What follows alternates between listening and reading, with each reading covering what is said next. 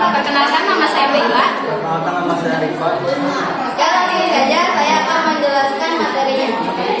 Yang pertama ada peningkatan kadar CO2. Udara mengandung berbagai macam gas seperti nitrogen, oksigen, argon, uap air, dan karbon dioksida. Konsentrasi CO2 di udara hanya sekitar 0,03% volume udara. Yang kedua, efek rumah kaca.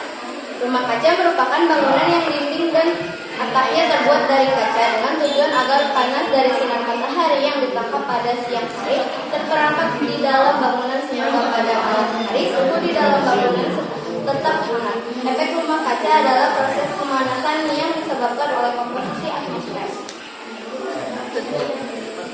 Yang ketiga, gas-gas rumah kaca.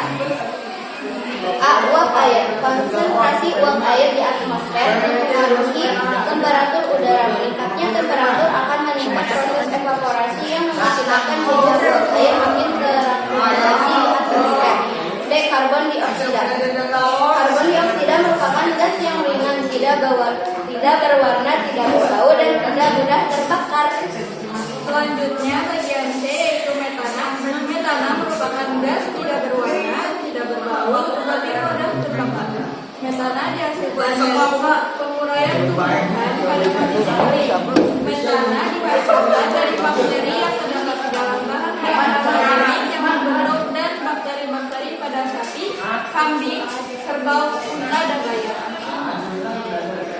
Selanjutnya bagian D di nitrogen oksida. Gas di nitrogen oksida merupakan salah satu gas rumah kaca yang tidak berwarna tetapi berbau dan sering digunakan dalam anestesi. Selanjutnya bagian E, halokarbon atau fluorokarbon. Ini merupakan bentuk umum senyawa organik yang terdiri atas fluor dan karbon. Selanjutnya bagian F, sulfur hexafluorida, yaitu gas organik yang tidak berwarna, tidak berbau, dan tidak mudah terbakar. Selanjutnya bagian B, nitrogen trifluorida. Nitrogen trifluorida adalah kimia berwujud gas tidak berwarna, tidak berbau, dan tidak mudah terbakar. Selanjutnya 4, faktor alami penyebab perubahan iklim. A. Variasi aktivitas matahari. Perubahan keluaran energi matahari bisa mempengaruhi intensitas cahaya matahari yang sampai ke permukaan bumi. Variasi aktivitas matahari hanya berperan kecil dalam perubahan iklim. B. Perubahan orbit dan rotasi bumi. Perubahan orbit dan poros rotasinya berdampak pada iklim di masa lalu. C. Aktivitas vulkanik.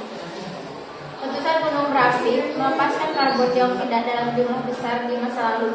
Partikel vulkanik dari salah satu letusan tidak menghasilkan perubahan iklim jangka panjang. Yang kelima adalah aktivitas manusia yang menyebabkan perubahan lingkungan. A. Penggunaan senyawa klorofluorokarbon atau CFC dalam kehidupan sehari-hari. Gas CFC termasuk senyawa kimia yang stabil dan tidak mudah diuraikan.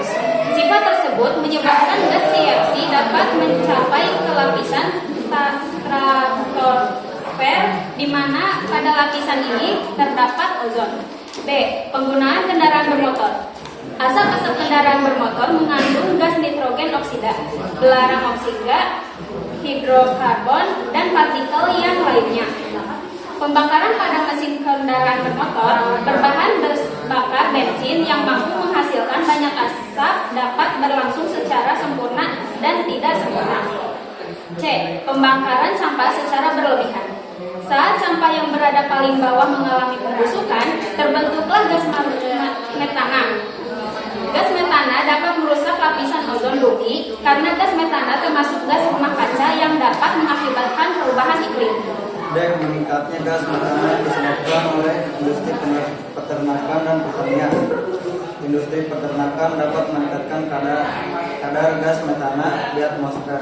Selain dari industri peternakan, industri pertanian pun juga menghasilkan gas metana yang berasal dari tahap sebelumnya padi ditanam.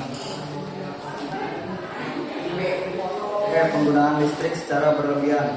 Penggunaan energi listrik secara berlebihan dapat menyebabkan terjadinya pemanasan global.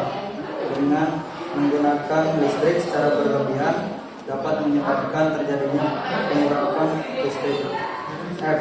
Kebakaran hutan. Akibat adanya kebakaran hutan menyebabkan emisi gas karbon dioksida di atmosfer. Hal tersebut merupakan salah satu penyebab terjadinya pemanasan global. Sekian presentasi dari kami. Mohon maaf bila ada kesalahan kata. Assalamualaikum warahmatullahi wabarakatuh.